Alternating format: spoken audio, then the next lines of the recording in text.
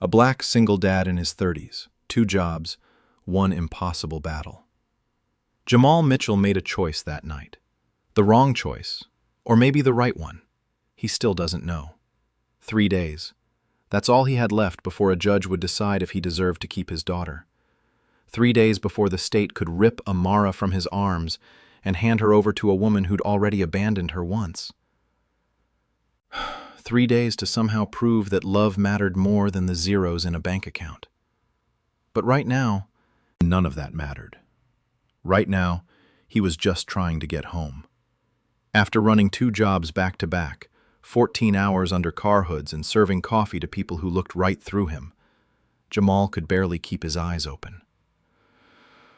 The storm hit hard, rain hammering his windshield like bullets, lightning cracking the sky wide open. He just wanted to see Amara, hold her, remind himself why he was killing himself day after day. Then he saw them. Twin girls standing in the rain beside a car that cost more than he'd make in 5 years. Stranded, scared, waving for help. He should have kept driving. God knows he had enough problems of his own. But something in their faces, that helpless, desperate look, it reminded him of Amara, of being abandoned when you need someone most. So he stopped. What he didn't know, what he couldn't have known, was that those twin girls had a father, a powerful father, a father who would walk into a courtroom in 72 hours, sit behind a bench, and hold Jamal's entire world in his hands. Sometimes the people you save are the ones who end up saving you. And sometimes, one act of kindness becomes the only thing standing between you and losing everything. Before we continue, let us know in the comments section where in the world you're tuning in from. We love seeing how far our stories reach. And if this story speaks to you, don't forget to like, share, and subscribe. Jamal pulled over, his tires splashing through puddles as he came to a stop behind the luxury sedan. The rain was relentless, turning the world into a blur of gray and black. He sat there for a moment, engine running, watching the 2 figures huddle together under the slim shelter of their car's open door. "What are you doing, Jamal? You don't have time for this." But he was already unbuckling his seatbelt. He stepped out into the storm, rain immediately soaking through his work shirt. The twin girls looked up as he approached. Identical faces, maybe 19 or 20, dressed in clothes that probably cost more than his rent. Their mascara ran in dark streaks down their cheeks. "Car trouble?" Jamal called over the thunder. The one on the left nodded, shivering. "It just died. We've been here for almost an hour." "Our phones are dead, and no one stopped until you," the other one added, her voice small and grateful. Jamal glanced at the car, a Mercedes, sleek and black, the kind of vehicle he only saw when wealthy clients brought them into the garage. He walked around to the hood. "Mind if I take a look?" "Please," they said in unison. He popped the hood, rain pouring down his face as he examined the engine. It didn't take long to spot the problem. Corroded battery terminals, loose connection. Simple fix, but not something they could handle out here in the storm. "Your battery's shot," he said, closing the hood. "You're not going anywhere tonight, not without a jump or a tow." The girls exchanged worried glances. "We can call our father," one of them said, but her voice lacked conviction. "He's probably busy, though. He's always busy." Something in the way she said it made Jamal pause. He recognized that tone, disappointment wrapped in acceptance. "Look," he said, "I can give you a ride. There's a hotel about 15 minutes from here. You can call a tow in the morning." "You do that?" the girl on the right asked, genuine surprise in her eyes. Jamal shrugged. "Can't leave you out here. Come on." They grabbed their bags and climbed into his beat-up Honda, a car that probably looked like a joke next to their Mercedes. But neither of them complained. They just looked relieved. "I'm Sophie," the one in the passenger seat said as Jamal pulled back onto the highway. "This is my sister, Maya." "Jamal," he replied, focusing on the road. The wipers could barely keep up with the rain. Thank you for stopping, Maya said from the back seat. Really? Most people they see us and they keep going. People are scared these days, Jamal said. Can't blame them. But you stopped, Sophie pointed out. Jamal was quiet for a moment. I have a daughter. She's 6.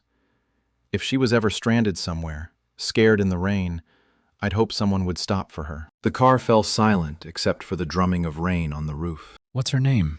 Maya asked softly. Amara. That's beautiful, Sophie said. Then, hesitantly, Do you get to see her often? Jamal's jaw tightened. The question hit harder than she could have known. Every chance I get, which might not be for much longer. He hadn't meant to say that. It just slipped out. The weight he'd been carrying finally finding a crack to escape through. What do you mean? Maya asked. Jamal gripped the steering wheel tighter, his dark brown hands firm on the wheel. Her mother and I were divorced. She's trying to take full custody, says I'm not fit to be a father because I work too much, don't make enough money. We go to court in 3 days. That's horrible, Sophie whispered. It is what it is, Jamal said, though his voice betrayed him. I'm doing everything I can. 2 jobs, saving every penny, showing up to every school event. But sometimes it feels like it's not enough, like the world's already decided I'm not good enough. Maya leaned forward between the seats. Our father's like that, always working. We barely see him. He has all the money in the world, but we'd trade it all just to have dinner with him once a week without him checking his phone. He thinks providing means everything, Sophie added quietly. He doesn't understand that we just want him there, present, that's all. Jamal glanced at her. You should tell him that. We've tried, Maya said. He doesn't listen. Says we don't understand what it takes to maintain our lifestyle. Sounds lonely, Jamal said. It is, Sophie admitted. Money doesn't fix loneliness. It just makes it more comfortable.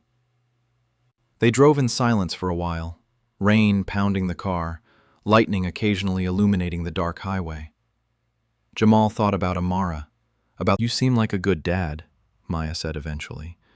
The kind who stops in a storm, the kind who shows up. Jamal's throat tightened. I'm trying to be. That's more than most people do, Sophie said. He pulled into the hotel parking lot 20 minutes later. The girls gathered their things and Sophie turned to him before getting out. Thank you, Jamal. Really.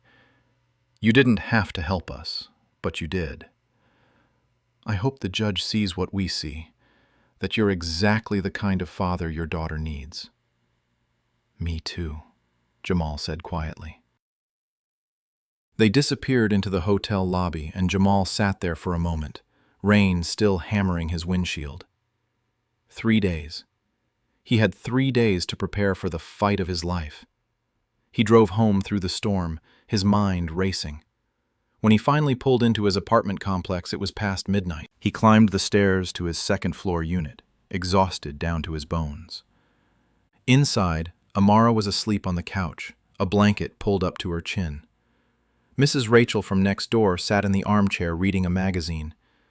She tried to wait up for you, Mrs. Rachel whispered, standing, but she couldn't make it. Thank you for watching her, Jamal said, pulling out the $20 he'd set aside for her. It was money he couldn't afford to spend, but he had no choice. Mrs. Rachel waved it away. Keep it. You need it more than I do. After she left, Jamal knelt beside the couch, brushing Amara's tight curls from her warm brown face. She stirred, eyes fluttering open.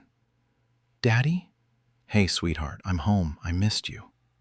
She mumbled, still half asleep. I missed you too, baby. He kissed her forehead. Go back to sleep. But she sat up instead, rubbing her eyes. Daddy, are we going to be okay? The question gutted him. She was 6 years old. She shouldn't have to worry about things like this. We're going to be fine. He lied, pulling her into a hug. Mommy says I might have to live with her, That you can't take care of me." Her voice was so small, so scared. Jamal held her tighter. "Your mommy's wrong, Amara. I can take care of you. I will take care of you. No matter what happens in that courtroom, I'm your dad. And I love you more than anything in this world. I don't want to leave you." She whispered into his shoulder. "You won't. I promise." It was a promise he had no idea if he could keep. But as he held his daughter in his small, shabby apartment, rain still pounding against the windows, Jamal Mitchell made a vow to himself. He would fight with everything he had. For her. Always for her. 3 days until the courtroom. 3 days until his entire world would be decided by a stranger in a black robe. 3 days until he'd face Judge Benjamin Whitmore. He just didn't know it yet. The courthouse smelled like old wood and anxiety. Jamal sat at the defendant's table, his dark brown hands clasped so tightly. His public defender, Mr. Clark, shuffled through papers beside him, occasionally muttering to himself. The man was doing his best, but Jamal could see it in his eyes. They both knew this wasn't going to be easy. Across the aisle, Lena sat perfectly composed in a navy dress that probably cost more than Jamal made in a month. Her lawyer, a sharp-suited man named Davison, looked like he ate cases like this for breakfast. Lena didn't even glance at Jamal. She hadn't looked at him once since they'd entered the courtroom. "All rise," the bailiff announced.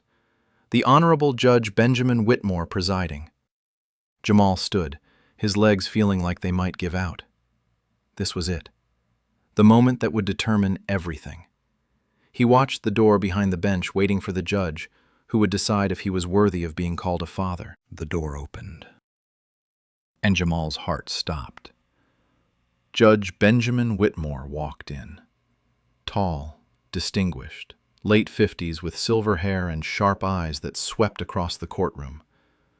Jamal recognized him instantly, not from seeing him before, but from the resemblance. Those eyes, that strong jawline. He'd seen those features just 3 nights ago in the rain, on 2 young women who'd been stranded on the highway, Sophie and Maya. No, this couldn't be happening. The judge took his seat, adjusting his glasses as he opened the case file. His eyes scanned the first page, and Jamal saw it. The slightest pause. The judge's gaze flicked up, landing directly on him. Recognition passed between them, silent and electric. "Good morning," Judge Whitmore said, his voice steady and authoritative. "We're here today for the custody hearing of Amara Marie Mitchell. Counselors, are both parties ready to proceed?" "Yes, Your Honor," Davison said smoothly. "Ready, Your Honor." Mr. Clark added, though his voice lacked the same confidence. The judge nodded. But Jamal could see something working behind his eyes, a calculation, a decision being made in real time. "Before we begin," Judge Whitmore said slowly, "I'd like to call for a brief recess. 15 minutes. We'll reconvene shortly." The bailiff looked confused but nodded. "All rise." Everyone stood as the judge exited through the back door. Lena's lawyer leaned over to whisper something to her, probably just as confused as everyone else. Mr. Clark turned to Jamal. "That's unusual," he said. "Did something happen?" Jamal couldn't speak. His mind was racing, trying to process what this meant. The judge was their father, the twins' father, the man he'd helped 3 nights ago. And now that man held Amara's future in his hands. Was this good? Bad? Would the judge recuse himself? Would he hold it against Jamal somehow? 10 minutes crawled by like hours. Then the bailiff approached Jamal's table. "Mr. Mitchell, the judge would like to see you in his chambers." Lena's head snapped up. "Excuse me? On what grounds?" "Just Mr. Mitchell," the bailiff repeated firmly. Davison stood. "Your Honor, this is highly irregular. We object to any private conversation." "The judge didn't ask for your opinion, counselor," the bailiff said. "Mr. Mitchell, please follow me." Jamal's legs felt like jelly as he stood. Mr. Clark grabbed his arm. Whatever he asks you, be honest. Don't try to be clever, just honest. Jamal nodded and followed the bailiff through a side door, down a narrow hallway, and into a wood-paneled office. Judge Whitmore stood by the window, hands clasped behind his back, looking out at the city below. "Sit down, Mr. Mitchell," he said without turning around. Jamal sat in one of the leather chairs facing the desk.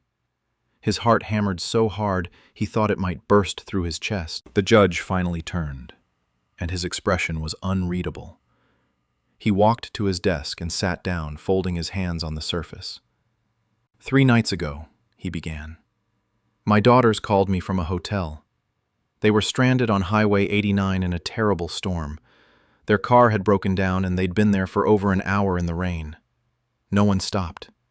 No one helped." He paused. "Until you did." Jamal's mouth was dry. I didn't know who they were, Your Honor." "I know you didn't. That's exactly my point." The judge leaned back in his chair. "They told me about you, about your kindness, about how you had every reason to keep driving. You were exhausted. You had your own problems. But you stopped anyway.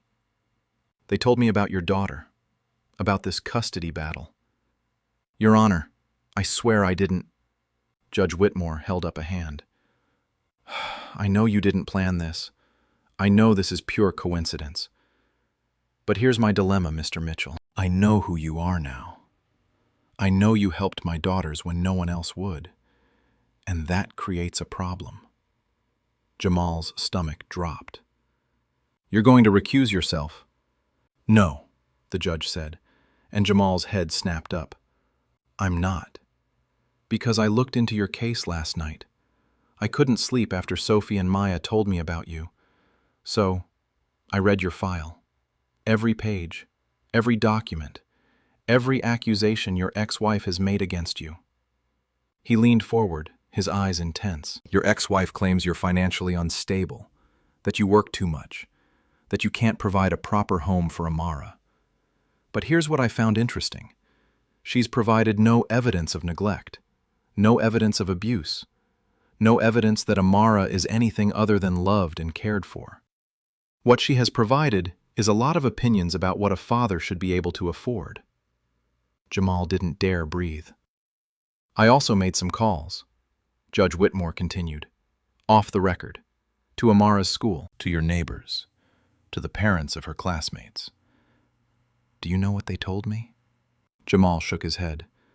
"They told me you never miss a parent-teacher conference, that you volunteer for field trips even when you're working double shifts, that Amara talks about you constantly, about the bedtime stories you make up for her, about the park you take her to every Sunday, about how you teach her to be kind." The judge's voice softened.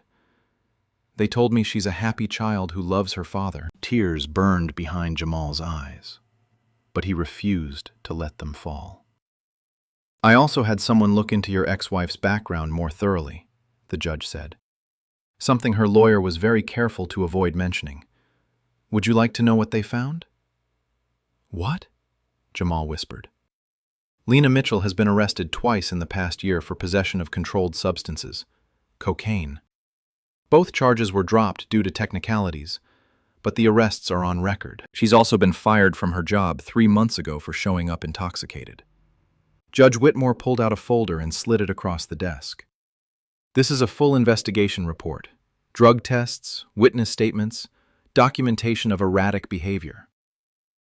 Jamal stared at the folder like it might explode. "Your ex-wife," the judge said quietly, "is not fit to have custody of your daughter. She's been lying to this court. And now I'm going to make sure the truth comes out." "Why are you telling me this?" Jamal asked. "You could recuse yourself. Let another judge handle it." "I could," Judge Whitmore agreed. "But I won't. Because 3 nights ago, you showed me something about character that I can't ignore.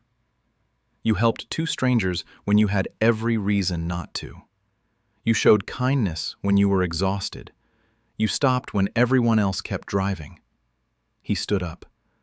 "That's the kind of man I want raising a child. Not because you helped my daughters, but because helping strangers when you can barely help yourself shows who you really are. Jamal couldn't hold it back anymore. Tears spilled down his cheeks. "I'm going back out there," the judge said, "and I'm going to present this evidence. Your ex-wife's lawyer is going to object. He's going to argue. But the facts don't lie, Mr. Mitchell, and neither does character." He walked toward the door, then paused. "My daughters asked me to tell you something. They said to tell you that Amara is lucky, that she has the kind of father they wish they'd had growing up." His voice grew thick. "They were right. I wasn't there for them the way I should have been. But you show up for your daughter every single day. That's what matters." The judge opened the door. "Let's go finish this." Jamal walked back into the courtroom in a daze. Lena's eyes were sharp, suspicious. Davison looked like a predator sensing blood in the water, but Jamal didn't care anymore. For the first time in months, he felt something he'd almost forgotten: hope. "All rise," the bailiff called. Judge Whitmore took his seat, his expression now complete. "Your Honor, what information? We weren't notified." "Sit down, Mr. Davison." The judge's voice was steel. "You weren't notified because your client deliberately concealed it." Lena's face went pale. "Mrs. Mitchell," Judge Whitmore said, looking directly at her, "you've presented yourself to this court as a stable, responsible parent seeking to protect your daughter from an unfit father. But you failed to mention your 2 arrests for drug possession. You failed to mention being terminated from your employment. You failed to mention that you're currently under investigation for substance abuse." The courtroom erupted. Davison was on his feet objecting. Lena was shaking her head, tears streaming down her face. But they looked like tears of panic, not grief. "Your Honor, these charges were dropped. This is slander." "The charges were dropped on technicalities," Judge Whitmore said calmly. "The arrests are still on record. The drug tests are still positive. The witness statements are still documented." He held up the folder. "This is a full investigation completed by social services. It's all here." He looked at Jamal, and for just a moment, something passed between them. Gratitude, recognition, understanding. "This court," Judge Whitmore announced, awards full custody of Amara Marie Mitchell to her father Jamal Mitchell. "Mrs. Mitchell, you'll be allowed supervised visitation pending completion of a rehabilitation program. This hearing is adjourned." The gavel came down, and Jamal Mitchell's world changed forever. Jamal couldn't move. He sat frozen at the table, the judge's words still echoing in his mind. Full custody. Amara was his. She was staying with him. Mr. Clark was shaking his hand, saying something about this being unprecedented, about how lucky they were. But Jamal barely heard him. He was watching Lena across the aisle, watching her crumble as Davison whispered urgently in her ear, probably already planning an appeal that would go nowhere. She'd lied. She'd tried to take Amara away from him with lies, and it had almost worked. "Mr. Mitchell?" The bailiff approached. "You're free to go." Jamal stood on shaky legs. He looked up at the bench, but Judge Whitmore was already gone, disappeared through the back door into his chambers. There was so much Jamal wanted to say, so much gratitude burning in his chest. But the moment had passed. He walked out of the courthouse into brilliant sunshine. The storm from 3 nights ago felt like a lifetime ago now. Everything felt different. The air, the light, the weight on his shoulders. All of it transformed in the span of an hour. His phone buzzed. Mrs. Rachel.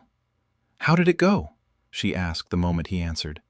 "I won," Jamal said, and saying it out loud made it real. "I won, Mrs. Rachel. Amara is staying with me." He could hear her crying on the other end of the line. "Oh, thank God.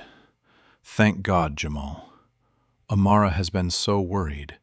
She kept asking if you were coming back. Tell her I'm coming home right now. Tell her we're going to celebrate." He practically ran to his car, his hands shaking so badly he could barely get the key in the ignition. The drive home blurred together, Streets and traffic lights and turns he made on autopilot. All he could think about was Amara, holding her, telling her she never had to worry again. When he burst through the apartment door, Amara was sitting on the floor with her coloring books. She looked up, her big brown eyes wide and frightened, searching his face for answers. "Daddy?" Jamal dropped to his knees and opened his arms. She ran to him, and he caught her, holding her so tightly he thought he might never let go. "You're staying with me," he whispered into her hair. "Forever. You're staying with me forever, baby." Amara pulled back, looking up at him with those big brown eyes. "Really? I don't have to go? Really?" "I promise. You're mine, and nothing's going to change that."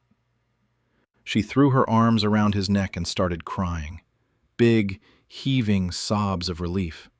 Jamal cried too, right there on the floor of their tiny apartment, holding the only thing in the world that mattered.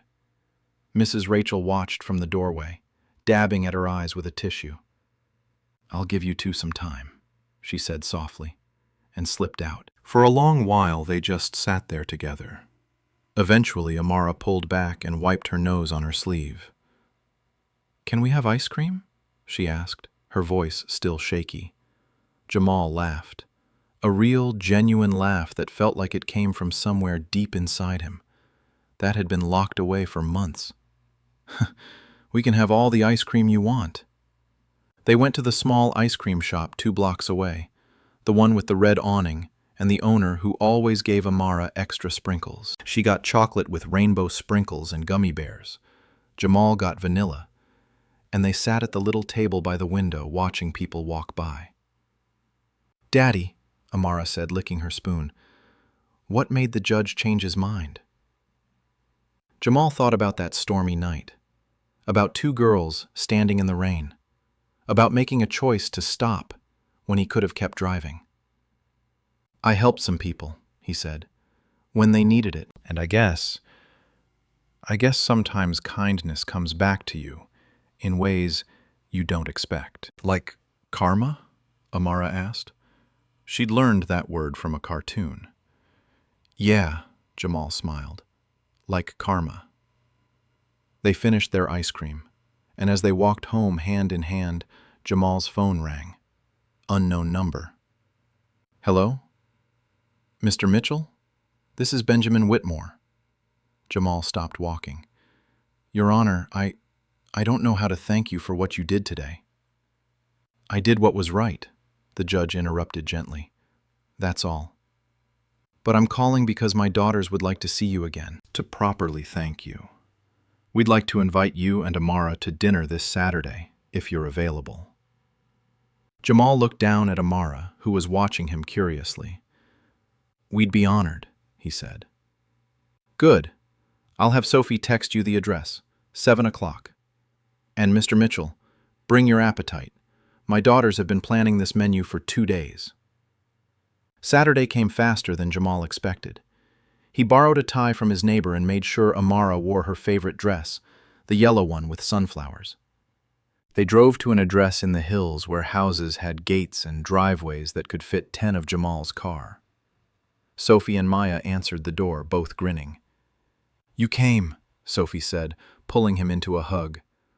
"Of course we came," Jamal replied. Maya knelt down to Amara's level. "You must be Amara. Your dad's told us so much about you." Amara hid behind Jamal's leg, suddenly shy, but Maya just smiled and held out her hand. "Want to see our game room? We have every video game ever made."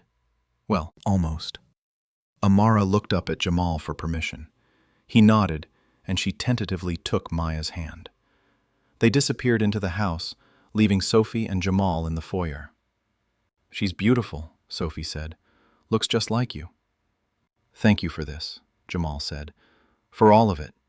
If you and your sister hadn't told your father—" "You would have figured it out anyway," Sophie interrupted. "People like you always do. You fight for what matters." Judge Whitmore appeared at the top of the stairs, dressed casually in jeans and a sweater. He looked different outside the courtroom, softer, more like a regular father. "Jamal," he said warmly, coming down to shake his hand. "Welcome to our home." Dinner was loud and full of laughter. Amara came out of her shell, especially when Maya taught her how to play a racing game and let her win. Sophie told embarrassing stories about their father, who took it all with good-natured groans. Jamal sat back and watched, marveling at how quickly things could change. After dinner, while the girls taught Amara a card game, Judge Whitmore led Jamal out to the back patio. The city sprawled below them, lights twinkling like stars. "My daughters told me something the other day," the judge said, staring out at the view. "They said I was never there when they were growing up, that I chose work over them." He paused. "They were right. You're here now," Jamal offered. "Because of you," Judge Whitmore said, "seeing what you were willing to sacrifice for Amara, how you fought for her even when everything was stacked against you.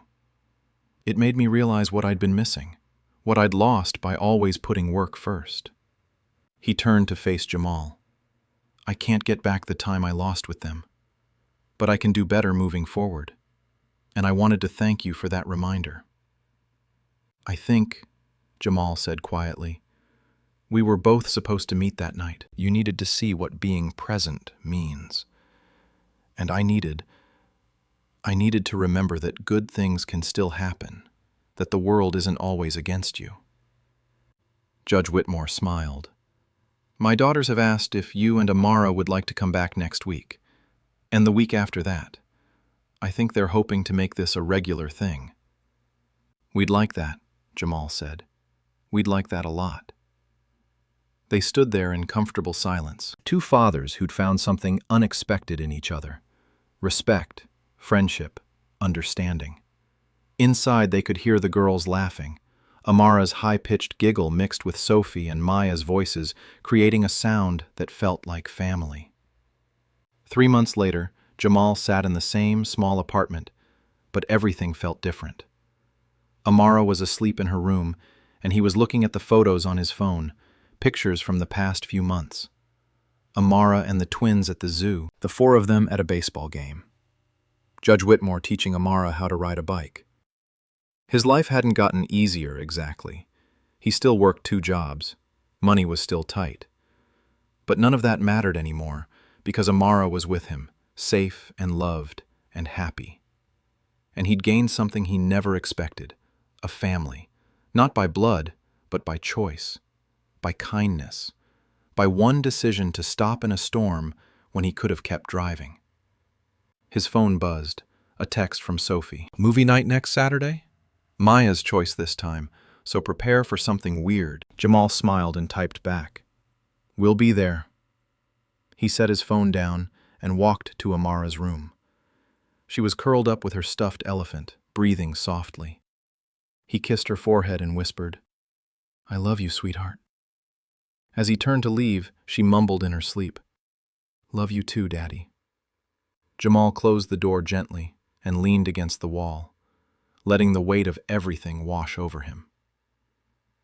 The fear, the fight, the victory, the unexpected grace of strangers who became family. Sometimes the smallest acts of kindness create the biggest changes. Sometimes stopping for 2 girls in a storm saves your entire world. Sometimes the people you help become the people who save you.